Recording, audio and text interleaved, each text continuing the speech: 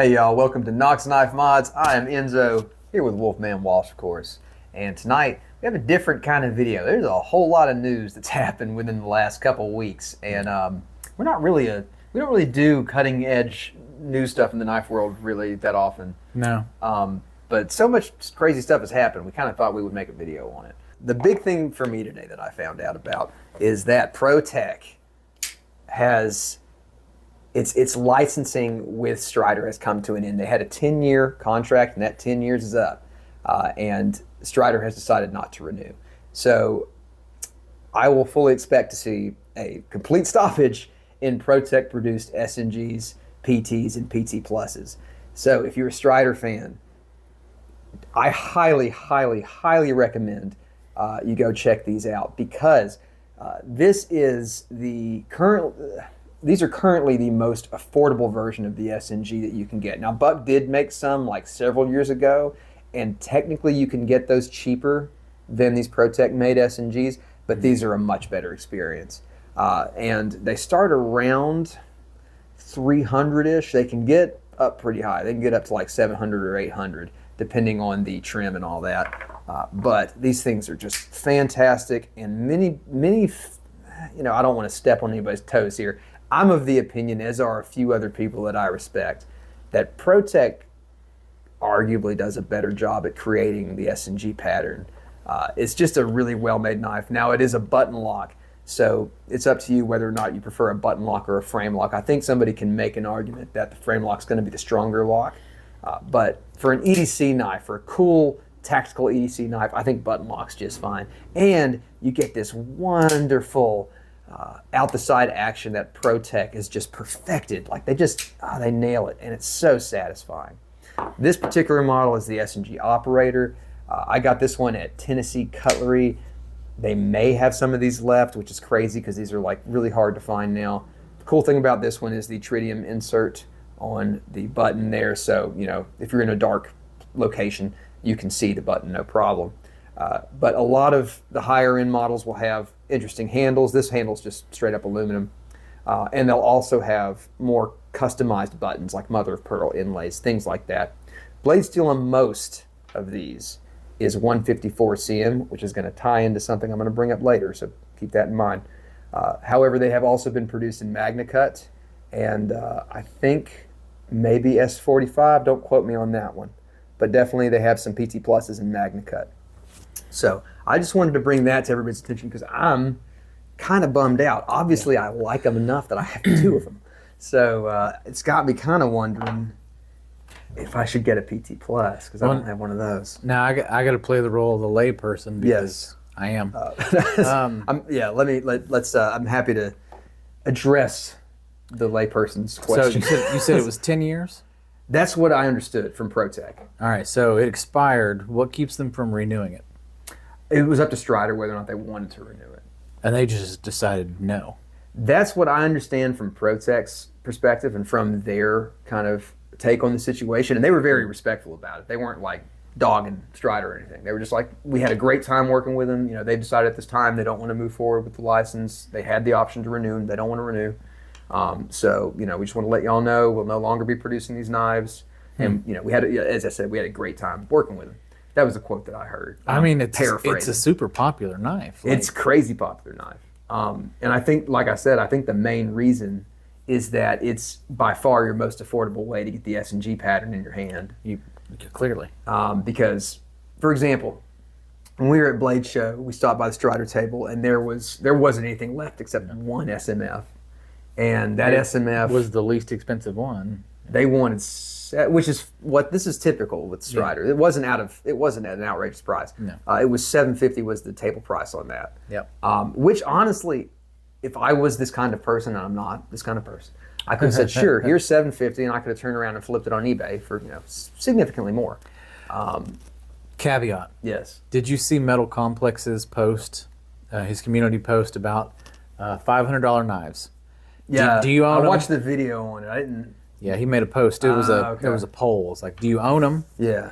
Do you carry them? Like, I did see daily that. Basis. Most people said they did carry. It's like 31% said they carry a $500 knife every day. Oh, only 31%. Yeah. Oh, wow. I thought 31 was pretty high, though. It is high. I misunderstood. I thought the majority said they carry every day. Okay. Yeah. Interesting. Every day. I mean, I probably wouldn't carry. I don't carry a $300 knife every day. So I alternate. Yeah. I think most knife guys do. We have wide collections. Yeah, it was like if you own a $500 knife or multiple, do you carry one every day and do you use it? Yeah. Type of thing. I mean, I do use mine personally, and like this Strider hasn't really been put through the paces yet, but I'm not really afraid to. I love carrying it, and I want to use it. Now this one has, and you can see the wear on it. I mean, it may be hard to see through the camera right now, but it's got wear. And to me, that's part of the joy of owning a nice knife is you want to use it. But I do understand also some folks that they want to take the knife out, enjoy that action, and then put it back in its. The most expensive knife I own is that Microtech Exoset Sand Trooper. Yeah. It was $330, and I only bring that out for special occasions. I don't carry that on the daily or anything. Yeah. Well, it's definitely like a conversation piece for sure. Yeah. And I can definitely see. I don't want to screw it up because then I'll be out $330. So fair argument. It's fair argument. But if you got $500 plus to break a knife and just go buy a new one, more power to you. Well, and so I've noticed too that Strider, and it may just be me playing catch up, but it seems to me like they've ramped up their production a little bit, and they do drops now. I believe it's every Friday and Saturday. Oh wow! Yeah, every week, which is crazy because it used to be for me for a long time. I was like, I'm just never going to get a Strider. Now, I mean, I'm not going to because of the price right now, but maybe one day when I have that disposable amount of money, I might, because you can regularly get them now. And I think that might be a factor into why they're not renewing that license. Maybe they want more folks coming directly to them. Could be. Yeah, so. Keeping the money in-house. Yeah, exactly. But yeah, so that was the first thing I wanted to touch on. Now, I know you got something interesting that you wanted to talk a little bit about, too. Well, yeah, I mean, interesting for me. It may not be interesting for everybody, but when he was first getting me into knives back in 2019, early 2020, he's like, yeah, look on this website, see what tickles your fancy. And it was Blade HQ, and I was just scrolling through, and I came across this knife, and I was like, oh, the thing's beautiful. I'll own one of these one day. And he's like, well, if it's really expensive and you really love it, do you put it in this category? It's called a Grail knife. And I was like, okay, that's what we'll do. So Grail knives. 5 years later, that company has decided to close production on these knives. So I don't have it here with me to read word for word. I left it at home apparently, but it'll be here on the screen.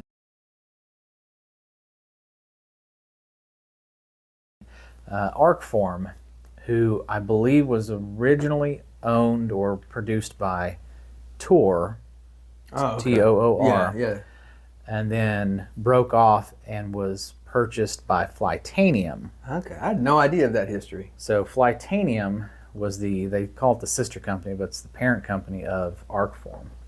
So, and they had the Slimfoot line. They had the Slimfoot dark form, and they also had the autos. This is just the manual flipper. This is the frame lock, full tie, and they had one in copper. They had one in brass. They had all sorts of different colors with the G10 and micarta and things like that. And I said I had to have one of these one day. And I'm so glad that I read my email, and he texted me the same day. He was like, dude, you check your email? And I was like, I saw I got an email. I haven't read it yet. He's like, you need to read it. Because when they closed shop, they decided to have a going out of business sale. Everything was at least 50% off. So these were $300, and what I get for $126 plus tax and crazy shipping. Price. Absolutely crazy. Over half off. And at the time of this recording, they have 2 left. They have a blue G10 handle with, I think, the PVD coated blade, and the green with the PVD coated blade. And that's it. They have a couple of their other knives. They had a couple other designs, but the Slimfoot was always the one that I liked, because cleaver style, elongated sheep's foot, whatever you want to call it, was just always called to me. It's a Walsh knife, man. It really is. So I was glad I was able to pick one up before they disappeared because you got people on eBay that are now trying to upsell. And they also had these titanium pry bars, which were normally, I think, 75 to 80, depending on if you get the anodized or not. This was just a straight sandblasted, so it was originally 70, and I got it for 23 plus tax and shipping. So, damn. I'm going to say something stupid. That's really light. I understand it's titanium, but that's so light that I didn't feel it in my pocket at all today until I heard a little bit of a rip in my pocket, because that is kind of sharp. So I actually ended up carrying it the rest of the day. Oh, there you go. In my hank to keep it from ripping my jeans, because it's pretty sharp. So, so the statement that they put out said that Arcform didn't really take off form the way that they thought it would, and Flytanium took off more than they thought it would. So they are, to be able to make ends meet, or however they formed it, they're just going to be continuing with Flytanium. So Flytanium isn't going anywhere, but Arcform is no more, and you probably missed the sale, because I almost missed the sale. But if you were able to pick one up, or you owned one in general, I hope you appreciate and love this knife as much as I do. Like I said, I originally made a comment that if I ever owned one, I'd never buy another knife, and I've bought 4 or 5 more knives since I've purchased this one. So I've carried it a lot. I think I need to clean it already. It's kind of gritty in the flipping right now, so it's probably got a lot of pocket lint in it at the moment. Or I've just been accustomed to middle finger flicking this all week. Yeah. And that is just... Dude, the sound that thing makes, it's just ridiculous. Great, so. But yeah, end of an era. Yeah. Times 2. Well, we're about to times it 3. Oh, God. So I'm not ready for this. You're familiar with Crucible Steel? Mm-hmm. They are going bankrupt. Wow. Yeah.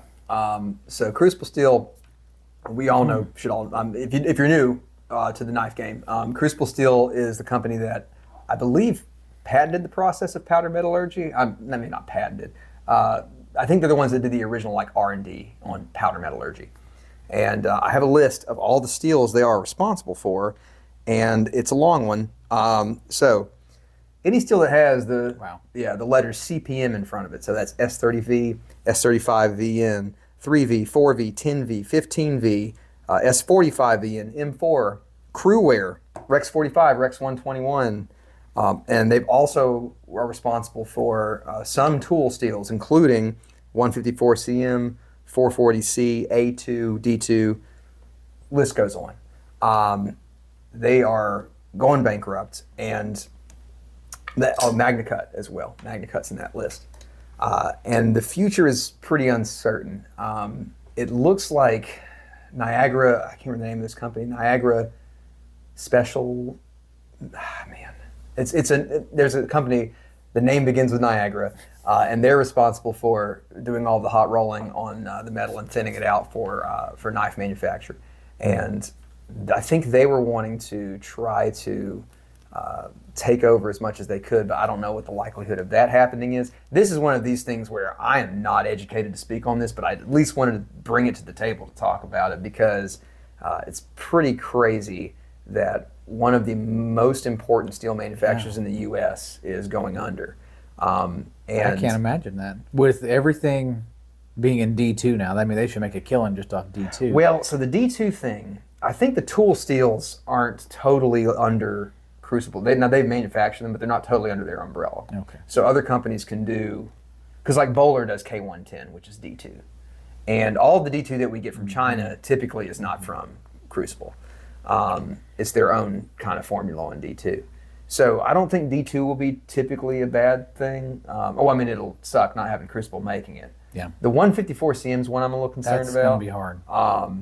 Obviously, like a lot of like Protech uses 154, Kaiser uses 154 a lot. Yep. It's a great steel.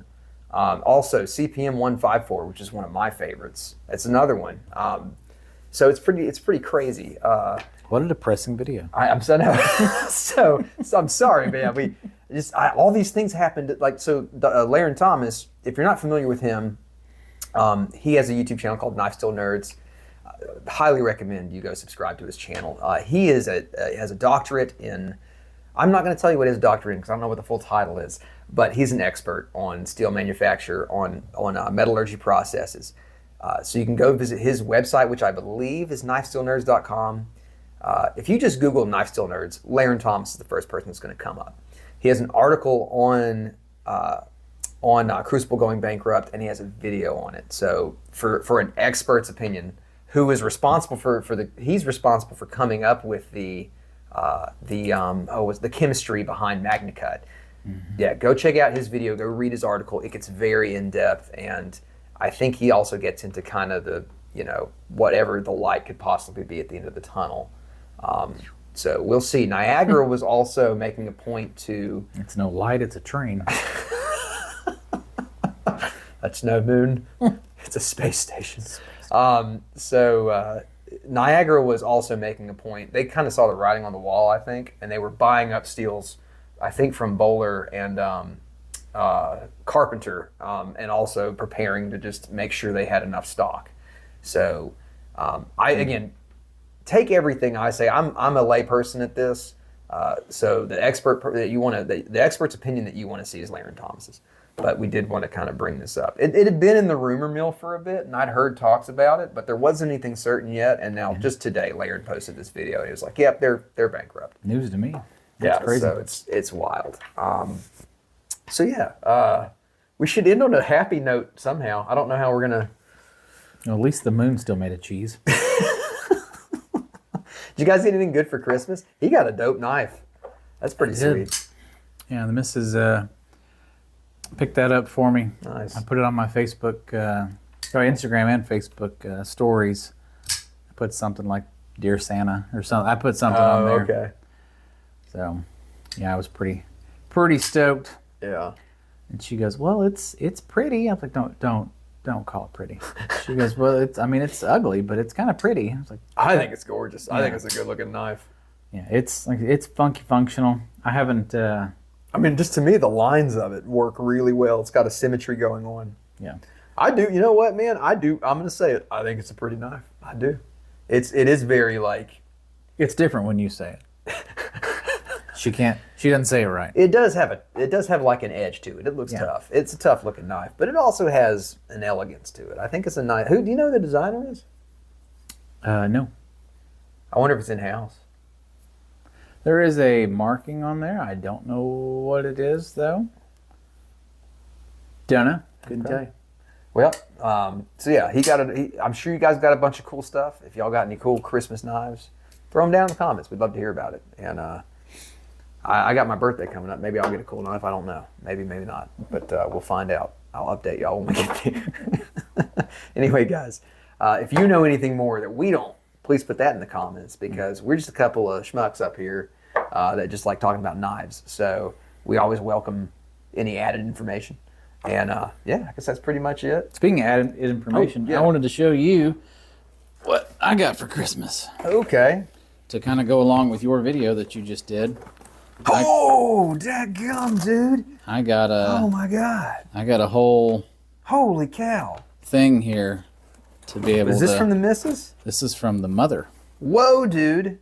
This thing is dope. This is nice, man. Yeah, you just put together your whole video about the new drawer. Yeah. And I was like, well, I got a new this portable is awesome. Drawer. Yeah. So there'll be some B-roll for you guys to see this. Holy cow. So, I'm going to have to take these out because I'm out of room here. I was about to ask if you filled the thing out entirely? Yeah, pretty much. So that one was there. Gotcha. That one was there. And yeah, that's full. So, dude, this is impressive. So, yeah. But I don't have any of my fixed blades or anything in here. So, I gotcha. And with all the new things coming in 2025, I gotta have room. So these will probably go back in the watch box. Yeah. And then this will just be a modern. That's what I had to do with my slip joints, man. Stuck them back in the watch box. So I was watching that video. I was like, "There's no way." I know that was one of the most wishful thinking that I've ever done in my life. Maybe they can do it. It'll fit. I might have room. So hey, look. Speaking of that, I was about to say, got to bring it out. You got to fire it real quick. So, oh well, I guess I can do. Ah, There damn. you go. Such a cool knife. Nice. So this is a cool way to end the video. So I knew there was a This is a cool note to end on. This is sweet. Is there a manufacturer on this thing? Is it just kind of a blank? There is, and I left it at home. So by the time we edit this, I'll put it.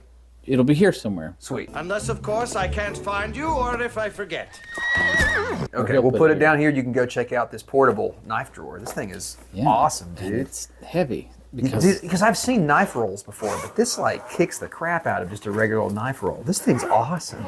So I mean, this was light when it was empty, but oh my god, that's got some presence. Oh my god. Yeah. That's awesome. So yeah, I just wanted to bring that. You had your collection video, so now there I have mine. So. Nice, awesome. Well, let us know how you store yours. Maybe you have a cool way that you do that, and would be worth sharing. Get the ideas going. All right, guys. Well, thanks so much for joining. I've been Enzo, Wolfman Walsh, and we will see you guys in the next video. Peace. Take care. And cheers.